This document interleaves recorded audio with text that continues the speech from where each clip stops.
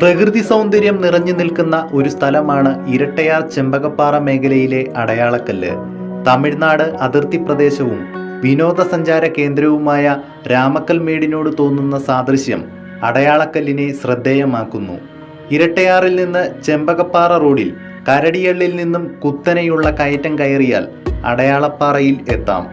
ഇരട്ടയാറിൽ നിന്നും 6 കിലോമീറ്റർ മാത്രമാണ് ദൂരം. അടയാളക്കല്ല് ശ്രീ ഭദ്രകാളി ദേവീക്ഷേത്രം സ്ഥിതി ചെയ്യുന്നത് ഇവിടെയാണ്.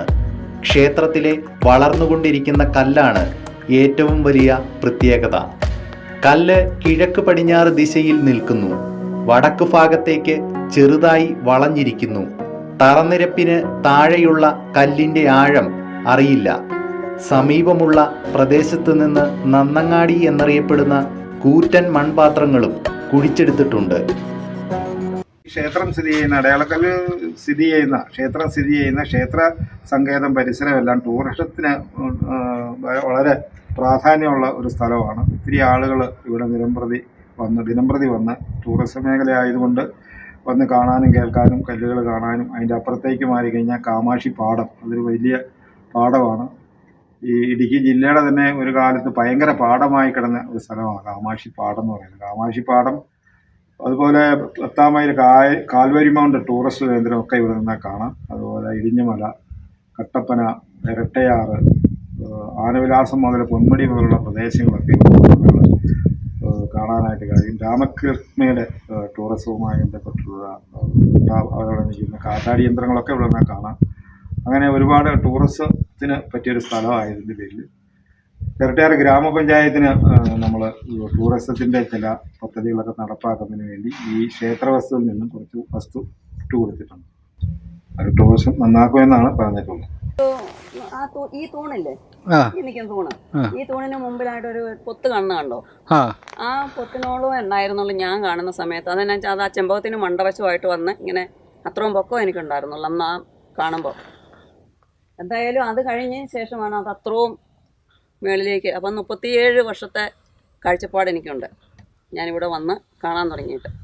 എനിക്ക് 18 വയസ്സുള്ളപ്പോഴാണ് ഞാനിവിടെ വരുന്നത്. അപ്പോൾ ഇപ്പോൾ 57 വയസ്സ് എനിക്കുണ്ട്. അപ്പോൾ അത്രയും നാൾ കൊണ്ട് അത്രയും ഈ കല്ലിന് വളർച്ച ഇവിടെ എത്തിയിട്ടുണ്ട്. കൂടാതെ നന്നങ്ങാടിയുടെയും അടയാളക്കല്ലിൻ്റെയും സാന്നിധ്യം ഈ പ്രദേശത്ത് നിലനിന്നിരുന്ന പ്രാചീന ജീവിത പ്രവർത്തനങ്ങളുടെ സാക്ഷ്യമായി കണക്കാക്കാം. കോടമഞ്ഞും കാറ്റും ഏറ്റ് മുകളിലെത്തിയാൽ താഴെ ഒഴുകി നീങ്ങുന്ന മേഘങ്ങൾ കാണാം. കാറ്റിൽ മേഘങ്ങൾ മാറുമ്പോൾ ഹൈറേഞ്ചിൻ്റെ വിവിധ സ്ഥലങ്ങളിൽ പച്ച വിരിച്ച് നിൽക്കുന്ന കൃഷിയിടങ്ങളും കുന്നിൻ ചെരുവുകളിലെ ചെറുപട്ടണങ്ങളും കാണാം. മൂന്നാർ ഗ്യാപ്പ് റോഡ്, രാമക്കൽമേട് കാറ്റാടിപ്പാടം, കട്ടപ്പന നഗരം, പള്ളിവാസൽ ജലവൈദ്യുതി നിലയത്തിൻ്റെ രാത്രിക്കാഴ്ചയും വിനോദസഞ്ചാരികൾക്ക് ദൃശ്യവിസ്മയം ഒരുക്കുന്നു.